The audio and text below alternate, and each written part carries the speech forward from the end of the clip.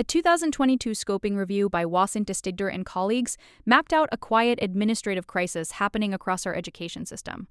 Schools are enthusiastically adopting trauma-informed approaches, only to see those efforts collapse shortly after the initial training phase. We're looking at a system where 62% of adults have experienced at least one adverse childhood experience, according to the CDC, and post-pandemic data shows youth trauma is escalating dramatically.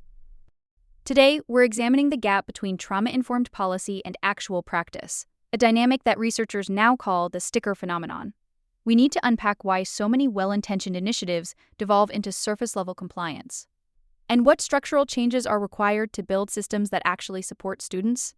The term sticker phenomenon comes from a 2000-2003 qualitative study by Grimes and colleagues who interviewed rural school counselors. One counselor perfectly summarized the issue by noting that declaring a school trauma-informed often functions as just a cool sticker to put on a website, with zero follow-through. What we're seeing is a predictable cycle of organizational failure. A district administration recognizes the undeniable mental health crisis among students. They bring in a consultant for a half-day professional development session. Teachers get a binder, the school drafts a new policy, and everyone feels a temporary sense of accomplishment. By the second year, staff turnover and new state mandates dilute the focus.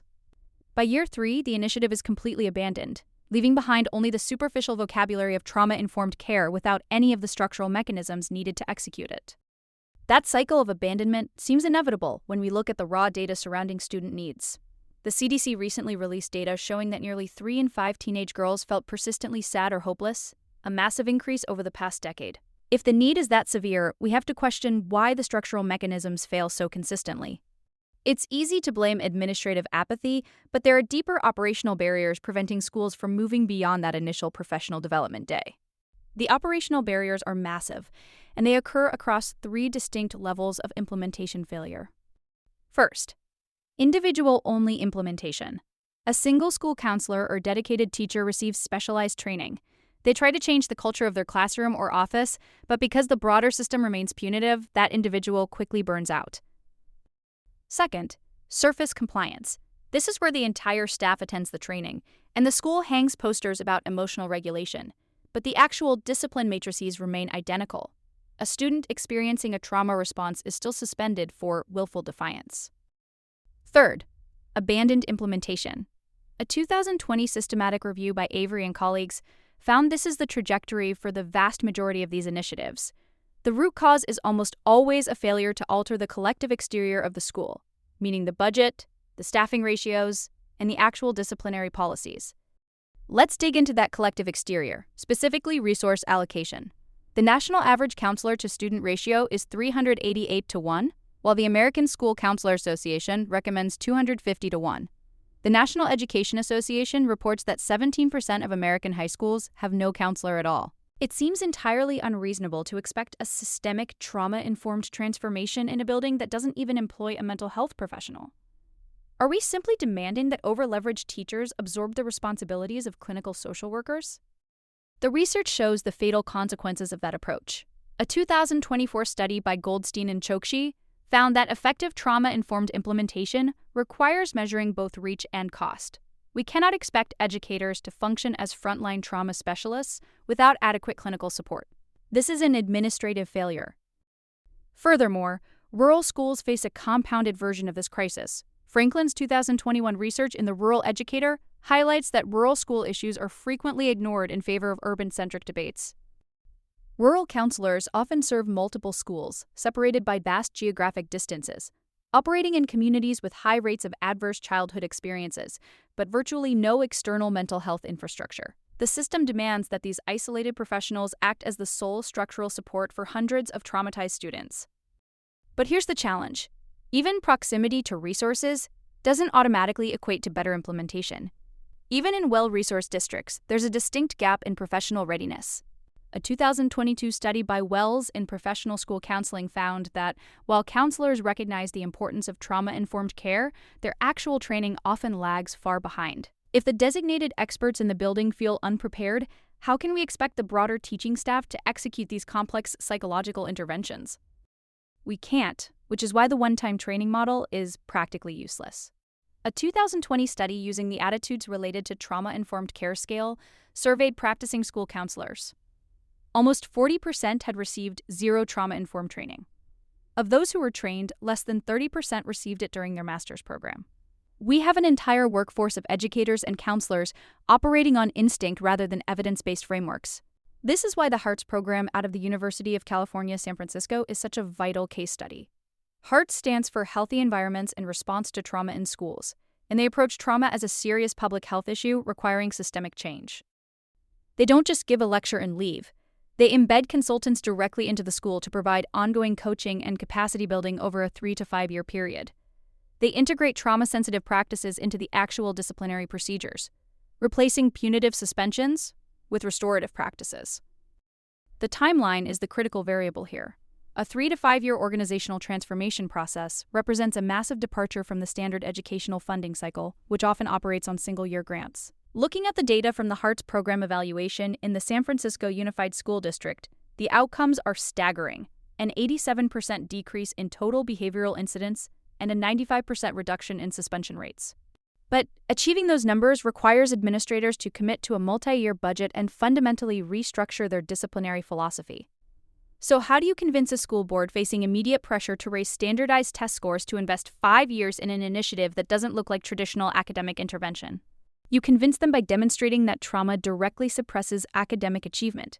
When a child's stress response system is constantly activated, the prefrontal cortex, the area of the brain responsible for executive functioning and learning, is effectively hijacked.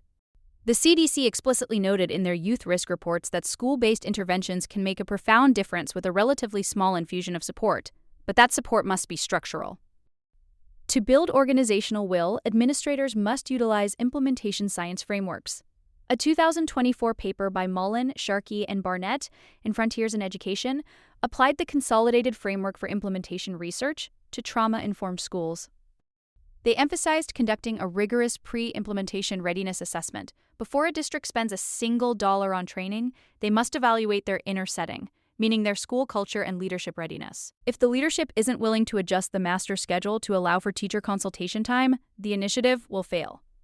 This aligns with the latest implementation science research, which shows that pragmatic, adaptive implementation strategies, those that begin with lower intensity support and augment based on school response, are most effective for creating sustainable change. This brings us to the fidelity of implementation itself. In education, we often mistake activity for achievement. A 2024 survey of school districts in Mississippi found that half reported having trauma-informed policies on the books, yet nearly 40% of those same districts admitted that staff support, such as supervision or consultation with trauma experts, was not in place at all. It's the sticker phenomenon quantified. Without a mechanism to measure whether these practices are actually happening in the classroom, the policy is merely a liability shield. Schools must stop relying on self-reported surveys and adopt validated measurement instruments. The Trauma Responsive School Implementation Assessment, or TRSIA, developed by the National Child Traumatic Stress Network, measures specific observable domains such as resource allocation, staff wellness, and changes in disciplinary data. If a school claims to be trauma-informed, but their suspension data still shows massive racial disproportionality, the TRSIA will expose that gap. Furthermore, Goldstein and Chokshi's 2024 systematic review in the Permanente Journal identified that effective implementation requires measuring reach and cost. We need administrators doing direct classroom observations to look for specific evidence-based strategies. Are teachers utilizing co-regulation techniques like explicit grounding exercises? Are they using visual daily schedules to create environmental predictability? Are they asking, "What happened to you?" instead of, "Why did you do that?" when addressing behavioral issues? These are observable, measurable behaviors. Shifting the disciplinary question from "why did you do that?" to "what happened to you?" is a foundational paradigm shift. It moves the institution away from a punitive model and toward a restorative one. However, there's a legitimate critique from some educators who argue that this trauma-sensitive approach has been weaponized by administrators to justify ignoring dangerous behavior.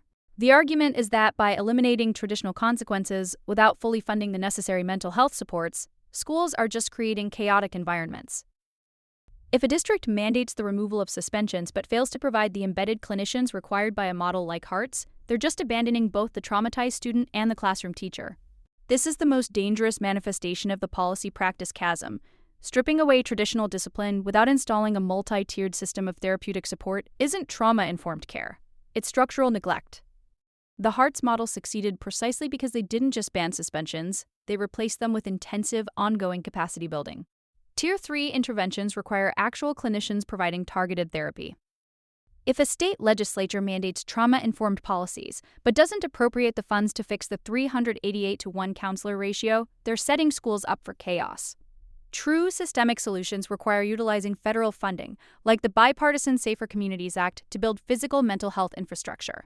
It requires state departments of education partnering with mental health agencies to create sustainable billing models for school-based clinics. The data is unambiguous. The research literature spanning 2020 to 2025 demonstrates that the youth mental health crisis is pervasive, and surface-level compliance is an inadequate response to systemic trauma. Administrators must secure multi-year funding, protect counselor caseloads, and utilize rigorous fidelity tools like the TRSIA to ensure policies translate into measurable classroom practices.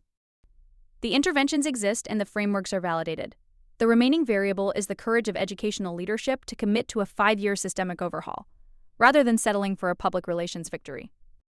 If you found this breakdown of educational policy and trauma implementation valuable, send this video to a school board member, an educator, or a parent in your community, so they have the data to advocate for real change. This video developed by Dr. Charles Edwards in collaboration with Music of the Free, Inc.